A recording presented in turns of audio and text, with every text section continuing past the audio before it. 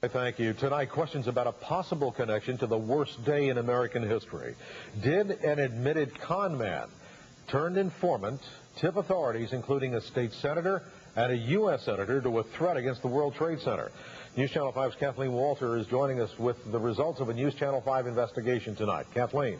Well, Jim, Randy Glass is a man with a criminal past, but someone the government trusted enough with very sensitive and classified intelligence information. There is no dispute he was wired into international arms dealers and may have heard about terrorist threats to the United States. What did a local and U.S. senator from Florida do with the information he says he passed along? The unthinkable, terrorists using airplanes as deadly weapons to attack the Pentagon and the World Trade Center. But to Randy Glass, the idea that terrorists wanted to bring down the Twin Towers came as no surprise to him. I felt incredibly uncomfortable because I knew that something was going to happen. For more than 2 years, Glass was caught up in an international arms deal. An admitted con man living in Boca Raton, Florida, Glass put his skills to work for the government. An informant to the FBI in Florida's alcohol, tobacco, and firearms, Glass and other agents posed as illegal arms dealers, hawking arms purportedly diverted from U.S. military armories and luring in prospective weapons buyers who might have been linked to terrorism. His life as a secret agent was chronicled on tape. What would you do? I'd kill him. I'll kill you. Through accused middleman Diamoitian, Glass was introduced to weapons buyers who said they had connections to Islamic militant groups with possible links to Osama bin Laden. You know who supplies the most money? Who? Yeah. Osama bin Laden. That's very nice. Yeah. Well, thanks for mentioning that.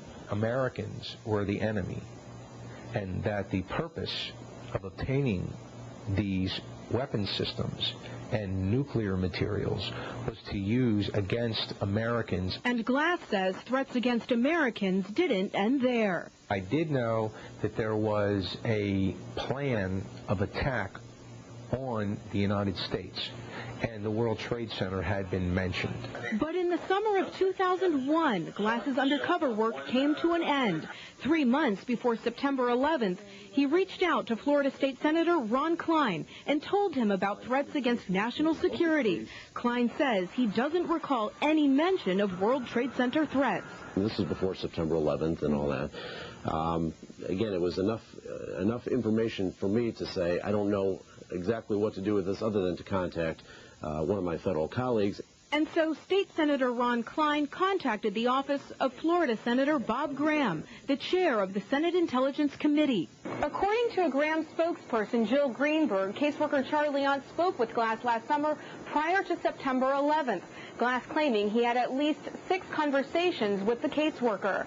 And while we've been unable to corroborate the nature of those conversations, Greenberg confirms some of that information was passed along to the Senate Intelligence Committee. A few months before September 11th, your office received information from ATF informant Randy Glass, who also worked on the terrorism task force. And he also advised your office of terrorist intentions to bring down the World Trade Center. And this was before September 11th. Your office tells me it forwarded information from Mr. Glass to the Intelligence Committee.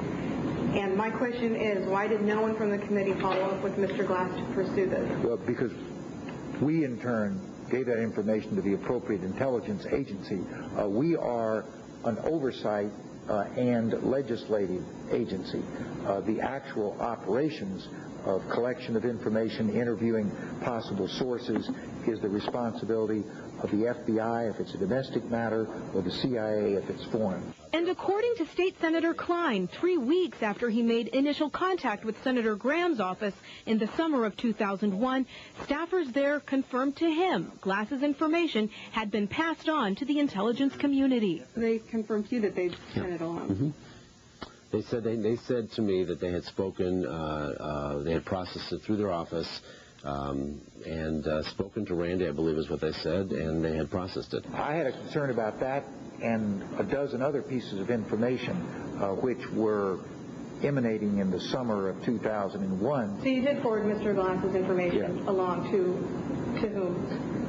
I cannot say what agency, but the agency that we felt was the most appropriate one for the nature of the information that he was providing. Despite his keen insight into the world of terrorists, Randy Glass says that until recently, no one from any intelligence agency has contacted him.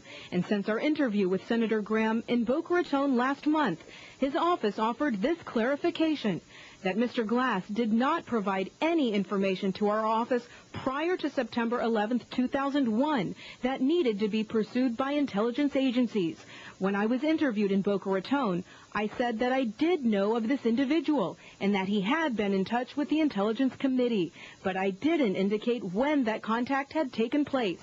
It was earlier this year, not prior to September 11, 2001. Even though Graham's press aide Jill Greenberg and State Senator Klein say Glass's information did go before the intelligence community prior to September 11, 2001, the senator still maintains that's not the case, even though that's what he initially told us. Jim? Kathleen, a lot of information to digest, but do we know exactly what information did go to the senator? Well, at the end of the day, we just don't know. We called Graham staffer Charlie Leon several times to find out more about his conversations with Mr. Glass, but he did not return our phone calls. We are still investigating and hope to have answers in the coming weeks. Live on the Night Beat, Kathleen Walter, News Channel 5.